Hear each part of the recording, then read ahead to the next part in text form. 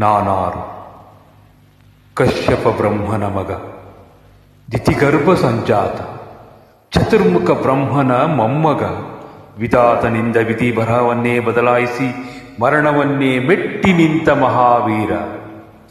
ಅದಿತಿಯ ಮಕ್ಕಳ ಅಟ್ಟಹಾಸವನ್ನು ಸುಟ್ಟು ಆದಿತ್ಯನ ಅಟ್ಟಹಾಸವನ್ನು ಮಟ್ಟ ಹಾಕಿದ ಸಾಹಸಿ. ಅತಳ ವಿತಳ ಸುತಳ ರಸಾತಳ ತಳಾತಳ ಮಹಾತಳ ಪಾತಾಳಗಳನ್ನು ಪಾದದಡಿಯಲ್ಲಿ ತುಳಿದಿಟ್ಟ ಪರಾಕ್ರಮಶಾಲಿ. ಅಡಿ ಇಟ್ಟರೆ ಬಿರಿಯುವುದು ಭೂಮಿ, ತಲೆ ಎತ್ತಲು ಬೆಚ್ಚುವುದು ಬಾನು, ಕೈ ಎತ್ತಲು ನಡುಗುವುದು ಸೃಷ್ಟಿ.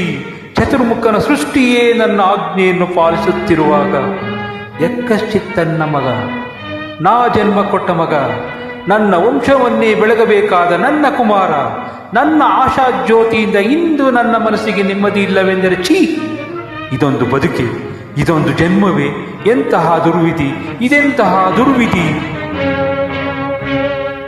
ನಾನೇ ಸರ್ವಶಕ್ತಿನೆಂದುಕೊಂಡರೆ ಅದಾವ ಶಕ್ತಿ ನನಗೆ ಎದುರಾಗಿ ನಿಂತು ಕಾಡುತ್ತಿದೆ. ಅದಾವ ಶಕ್ತಿ ಪುತ್ರನನ್ನೇ ಶತ್ರುವನ್ನಾಗಿ ಮಾಡಿದೆ.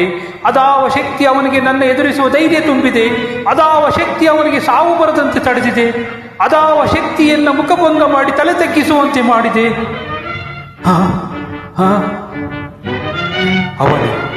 ಅವನೇ ಆ ದುಷ್ಟನೇ, ಆ ನನ್ನ ಕುಲವೈರಿಯಾದ ಹರಿಯೇ ಇದಕ್ಕೆಲ್ಲ ಕಾರಣ.